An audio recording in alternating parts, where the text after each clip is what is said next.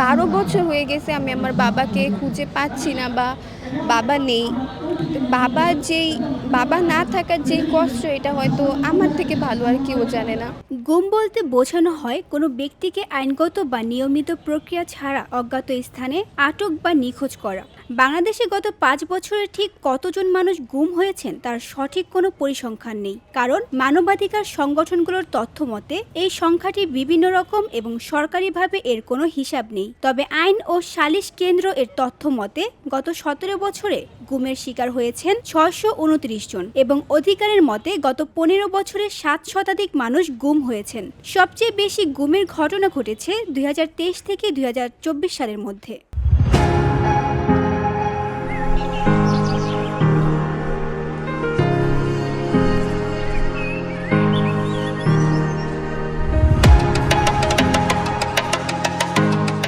মানুষকে মূলত তাদের রাজনৈতিক মতভেদ, প্রশাসনিক কারণে বা বিভিন্ন সংঘর্ষ ও হুমকির উদ্দেশ্যে গুম করা হয়। বিশেষ করে আওয়ামী লীগের শাসনের সময়ে এই ঘটনা বেশি ঘটেছে। এই ঘটনায় পরিবারগুলো মানসিক যন্ত্রণার মধ্য দিয়ে যাচ্ছে, তাদের দৈনন্দিন জীবন থেমে গেছে।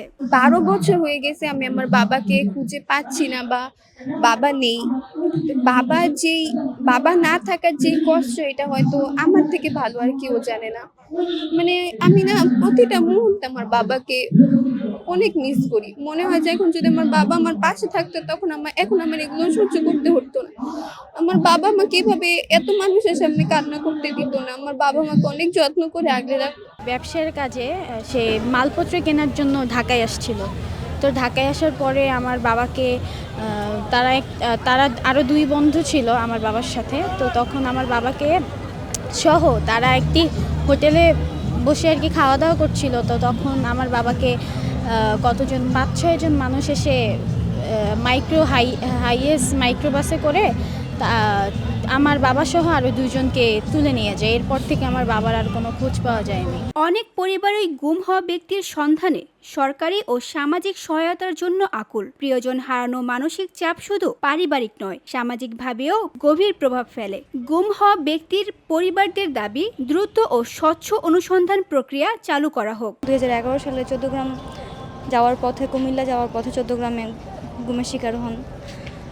আজকে 2025 সাল, 15 বছর হয়েছে বাবাকে পাই না, কোনো খোঁজ খবর পাই না। এই যে একটা অনুভূতি বাবাকে না পাওয়ার, আমরা এই যে গত 15 বছর কেটেছে, 15 বছরে আমরা আশা ছিলাম, আমরা অনেক কিছু শুনেছি যে মেরে কেটে ফেলে দিছে নদীতে, এখানে সেখানে, এগুলো শুনেছি। কিন্তু আমরা যারাই এরকম প্রোগ্রামে আসি, রাস্তায় এসে অবস্থান করি, আমরা কেউই আশাহত হয়ে আসি না। আমাদের মনে একটা অনির্দিষ্ট একটা আশা নিয়ে আমরা এখানে দাঁড়াই। আমরা এখনও 15 বছর হওয়ার পর এখনও আমরা আশা রাখি যে হ্যাঁ আমরা পাবো।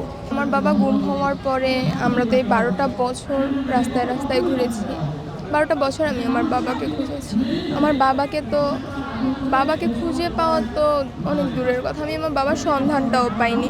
আমার বাবার সাথে তারা কি করেছে, আমার বাবা আদৌ বেঁচে আছে নাকি নেই, আমি সেটাও জানি না।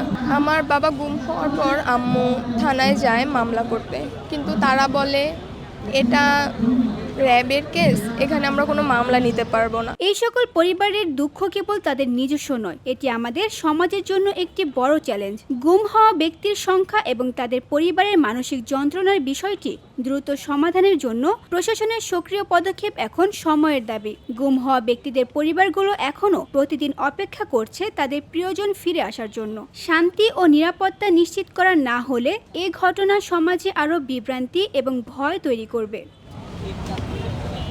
তানজু হাবিবা, ভিওডি বাংলা, ঢাকা।